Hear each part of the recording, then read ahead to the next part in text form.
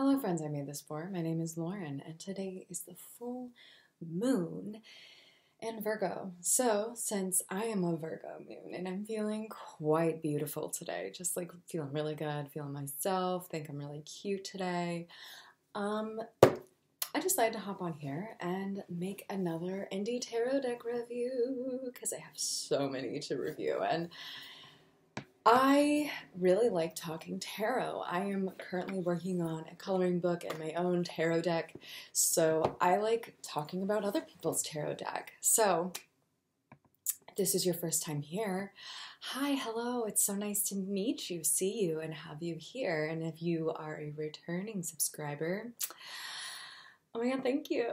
Thank you for being here always. And if you enjoy this video, you like what I do and how I do it, make sure to check out the links down below, but also feel free to like, comment, and subscribe. Ring that bell for notifications because I am usually doing some sort of astrology through tarot.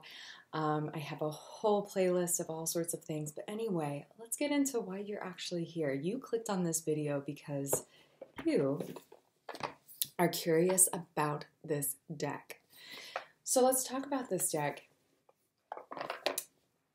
I love the box. This is a really good box. I also really love that it has a little finger place so that you can do this.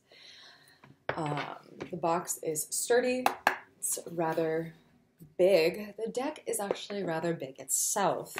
So let's dive into this bad boy. When you take the cards out, this is what it looks like. Pretty good, you know, run-of-the-mill deck box, except it's really big, really sturdy. I like the suction that it has without it being too secure that it's a little difficult to get out. I also love, like I said, the little finger things so that it's a little easier to get out because I cannot tell you how many decks I've come across that are a little tricky.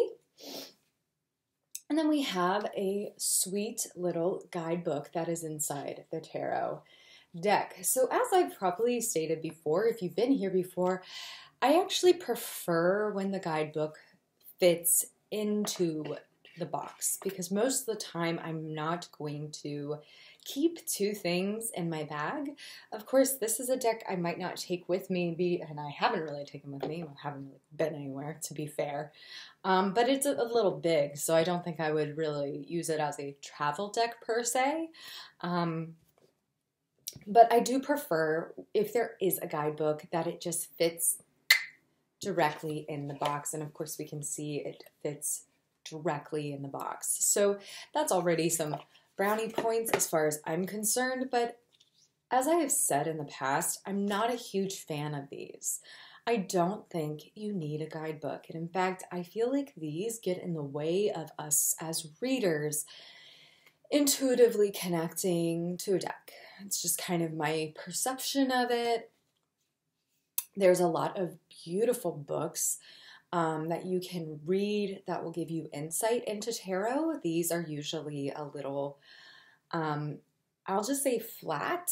They are very simple, lack complexity and nuance because they're just little books. And I'll say that this is not anything different. This is a beautiful deck and the book is you know, reflective of the art. We see the different minor arcana, their images, like the swords, the discs in this deck. It is discs. We have a Golden Dawn tarot spread. It has a little tarot spread for you. I do enjoy that this has a reading recommendation in the back. I also appreciate that it has the name of the artist on here and it just kind of connects you back to who this artist is. The box also gives you that information. I'm not a huge fan of cards that have the artist's name on each card, and actually I have a deck that I'm looking to review soon that does that, and I'm going to discuss why I'm not a fan of it. I also already talked about that in the Dali Tarot. I just think it's overkill. You don't need to remind me who made the art every single time I pull a card. Sorry, everybody, if that's something that you think is necessary. But let's get into the actual deck. It's 5 minutes in. You're a very busy person. What's this deck actually look like? So I love that this deck is not a square. You can see here, this is the back of the cards. It has some gold to it, and I really appreciate that. You've probably seen me use this deck in past videos. It's a super esoteric kind of art. Laura, the designer of this deck, I'm not even going to try to pronounce last names because I suck at pronunciation, did a really beautiful job at really connecting to the cards in a really energetic way. So let's dive into what the art looks like. So this is 7 of discs, 8 of discs. So let's, as I run through these, I'll kind of talk about my thoughts and feelings about the art of this deck. As I said before, this is a very esoteric deck. It's not an easy read. Personally, I don't think if you are new to tarot, this is not going to be a very user-friendly deck because let's face it, if you're a brand new reader and this is what you're looking at, you have no idea what this is. I love that certain things have been a little shifted and a little bit of flair. This is the Magician in this deck. And I really love the style of this art. Again, going back to that style, the watercolors of this deck really come to a childlike representation that I'm actually a huge fan of. If you have never seen my art, of course, you can find me on Instagram at Subnormal Child. My work is not the same, but kind of similar in that it's very intuitive. It can be a little strange, but playful, and at the same time a little dark. And that is what I see here, but all watercolor. We see that watercolor usage right here in this planetary body and the back of the cards. I actually really love this representation of 4 of Wands, like coming home to a celebration. The structure of it, I really like. There's a lot of playful, dark energy in a way that I really, really, really, really like. We see some really good classic connections to the older interpretations of these cards, which I also, again, really enjoy. We see the 10 of Wands, the person carrying them, they're being overburdened almost by the 10 of Wands. Queen of Wands, we see the kitty cat on her shoulder. It's really interesting. These images are really haunting. 2 of Cups. Now, this is a great interpretation of 2 of Cups, this like mirror of as below, so above. Just love that connection.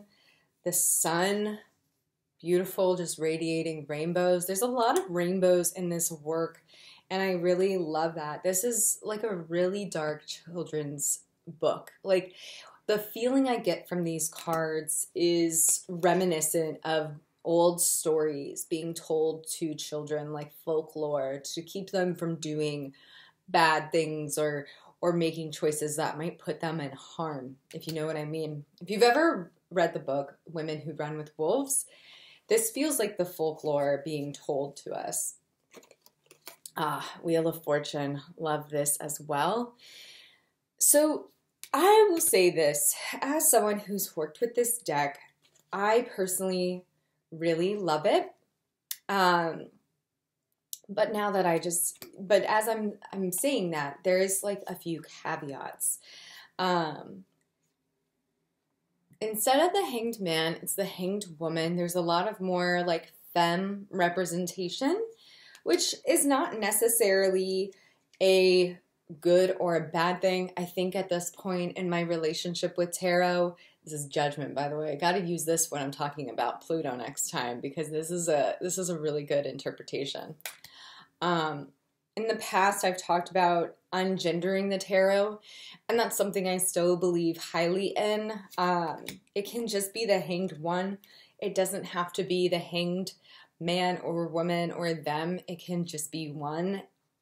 And I don't know. It's not necessarily a good or a bad thing. It's just a preference that I'm having some awareness as I'm working on my own deck. How do I want my tarot deck to interpret this energy for future generations, you know? And I think everyone has their own way of working with this energy. I don't want to yuck somebody's yum, but it's just not necessarily for me. But with that said, I still really love this deck. I think it's a really powerful, minimalist, esoteric connection to really beautiful archetypes without changing too much. We are not going off and interpreting things in a brand new way. We're not doing anything in a way that feels unauthentic to the tarot lineage. One thing that I really care about is a illustrator, a creator, showing reverence for the source material? Are they evolving the conversation?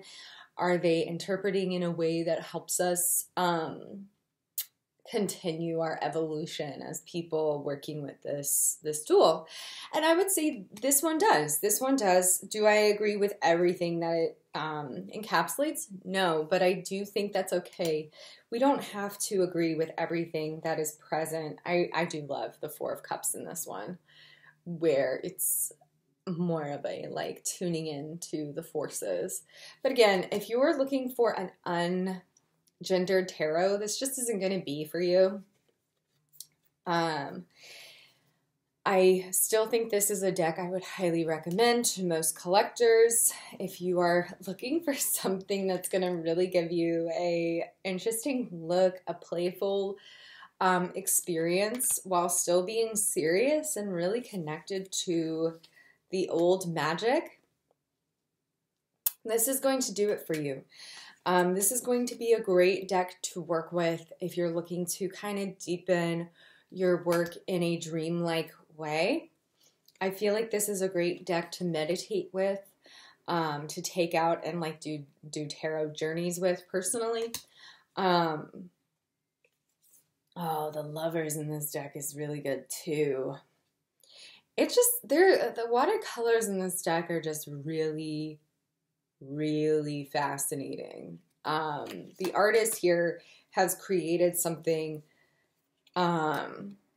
that just feels really authentic, really odd, which I love, and really about their own journey with this magic, their own journey with this creative outlet that is tarot. So that is kind of my takeaways. Really powerful stuff. Tell me if you've got, oh, here's a good one. I actually really enjoy the High Priestess in this deck. You might not, but I think this says a lot about the energy of the High Priestess, which is like shape-shifting. The High Priestess is, of course, connected to the moon, and the moon is always shifting and moving, and from fullness to empty to quarter to half quarter to waning, waxing, like this form, this blob is kind of like so perfect to me. But let me know, what do you think? What do you think of this deck? Have you used it? Do you connect with it at all? Are you disgusted by what I'm showing you? I would love to know in the comments down below. This to me is a really powerful deck. I always like connect to Nine of Pentacles, and this is Nine of Discs. So the 9 in this deck I really do love for that suit. What do you think of this? Is this a deck that you have? Have you connected to it? A good friend of mine used to have this deck, and they recently rehomed it because they just didn't connect with it, and that's totally fine too. I think, you know, this is not for the faint of heart. This tarot deck is definitely for specific people, but I'm going to end it on Temperance. I love this interpretation of a Temperance. But with that said, thank you for being here. Thank you for listening and observing this beautiful interpretation of the tarot through the Luminous Void. Oh, final thoughts. This is not an easy deck to shuffle. I usually like hand shuffling like this, and this is a hard deck to do that with because it's so big and oblong. Like it's rounded. I do love a good deck of a different shape and format, but this is definitely, I have little hands, so this is kind of a hard deck for me to shuffle like this. I came down to it and was like, put it down on the floor and just like shuffled that way, which is fine. But if you are like someone who's really into shuffling, good luck.